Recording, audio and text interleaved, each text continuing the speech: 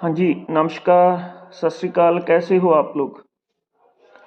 हमारा टॉपिक है पुर्तगाल। क्या पुर्तगाल में जाना चाहिए या नहीं जाना चाहिए? इस टॉपिक के बारे में हम लोग बात करेंगे। इस वीडियो के बाद आपको श्योर हो जाएगा कि आपको पुर्तगाल में जाना चाहिए या नहीं जाना चाहिए। ठीक है जी।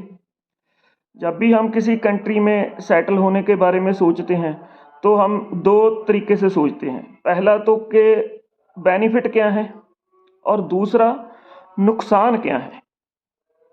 अभी पहले हम बेनिफिट की बात करेंगे। इसका सबसे बड़ा बेनिफिट तो ये है पुर्तगाल का कि यहाँ पर आप कैसे भी पहुँच जाओ, बस पहुँच जाओ, डोंकी लगाकर पहुँच जाओ, टूरिस्ट वीज़ा पे पहुँच जाओ, जहाँ कैसे भी पहुँच जाओ आप।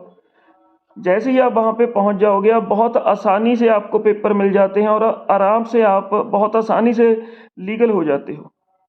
ये इसका सबसे बड़ा बेनिफिट है।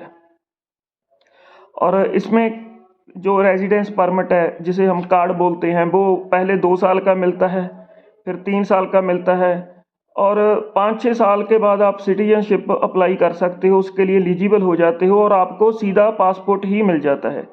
यहाँ पे आपको पहले पीआर नहीं अप्लाई करनी पड़ती, आपको सीधी सिटीजनशिप मिल जाती है, आपको सीधा पासपोर्ट मिल जाता है पुर्तगाल का। और पुर्तगाल का पासपोर्ट काफ़ी स्ट्रॉन्ग है। जैसे ही आपको पुर्तगाल का पासपोर्ट मिल गया उसके बाद आप लाइक जो लेवल 1 कंट्रीज़ हैं यूरोप की, लाइक लग्जमबर्ग होगी, फिनलैंड, नॉर्वे, स्वीडन, डेनमार्क, जिनमें सैलरी बहुत अच्छी मिलती है, आप वहाँ पर जाकर काम कर सकते हो लीगली, क्योंकि आपके पास पुर्तगाल का पासपोर्ट होता है। इसके अलावा और भी किसी कंट्री में जा सकते हो, लाइक अमेरिका, कनाडा, किसी भी कंट्री में जा सकते हो, आपको वीज़ा लेने की ज़रूरत नहीं है, क्योंकि पासपोर्ट बहुत स्ट्रॉन्ग पासपोर्ट है पुर्तगाल का। जैसे ही आपको पेपर मिल जाते हैं, कार्ड मिल जाता है, उसके बाद आप अपनी फैमिली को भी साथ में ले जा सकते हो। आप अपनी फैमिली को इंडिया से, पाकिस्तान से, कहीं से भी आप बुला सकते हो। इसका ये भी एक बड़ा बेनिफिट है। ठीक है। और एक चीज़ और है, जहाँ पे बिजनेस करना बहुत आसान है।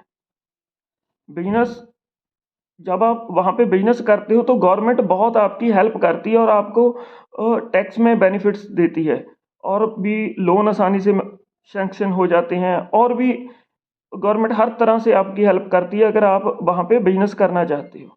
ठीक है, ये तो है बेनिफिट पुर्तगाल की। अभी हम नेगेटिव पॉइंट्स की बात कर लेते हैं। नेगेटिव पॉइंट है एक, मेरी नज़र में तो एक नेगेटिव पॉइंट है, वो है सैलरी लेवल। इसका सैलरी लेवल 700 या $800 यूरो, सॉरी 700 या 800 यूरो इसका सैलरी लेवल है, जो कि कोई बहुत ज़्यादा नहीं है, बहुत कम पैसे हैं। क्योंकि वहाँ पे आपके रहने का खर्चा आ जाएगा 250 यूरो से लेकर 300 यूरो आपके रहने का खर्च आ जाएगा। तो वो भी अगर आप शराब वगैरह नहीं पीते हो। ठीक है। और ज़्यादा से ज़्यादा आप 500 यूरो बचा सकते हो, मतलब 40,000, 40,000 रुपया आप बचा सकते हो। और पासपोर्ट मिलने के लिए आपको 6 साल, 5 से 6 साल मानकर चलिए, आपको 6 साल लग जाएंगे। और अगर आपकी प्रायोरिटी है कि आपको किसी विदेशी कंट्री में जाकर सेटल होना है, मनी इतनी मैटर नहीं करती, तो फिर पुर्तगाल एक बेस्ट कंट्री है आपके लिए। अगर आप 6 साल अपनी लाइफ के पुर्तगाल को दे सकते हो और वो पासपोर्ट मिल जाता है आपको 6 साल के बाद, तो बेस्ट कंट्री है। और अगर आपकी प्रायोरिटी मनी है, पैसा है, तो फिर पुर्तगाल आपके लिए नहीं है।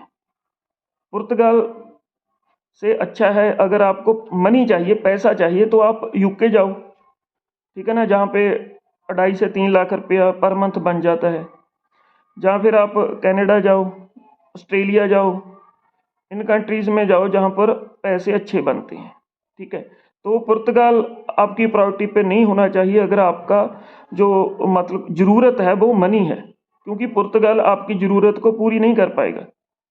आप वहाँ पे जितना मर्जी ओवर टाइम कर लो, कुछ भी कर लो, जब तक आपके पास पासपोर्ट नहीं आ जाता, आपके पास वो लाइसेंस आपको नहीं मिल जाता कि आप लेवल 1 कंट्री है जो यूरोप की, वहाँ पे जाके काम कर सकते हो, तब तक आपको पुर्तगाल में रहकर रहना पड़ेगा और वहाँ पे आपको इनकम इतनी नहीं होगी, इनकम बहुत कम है।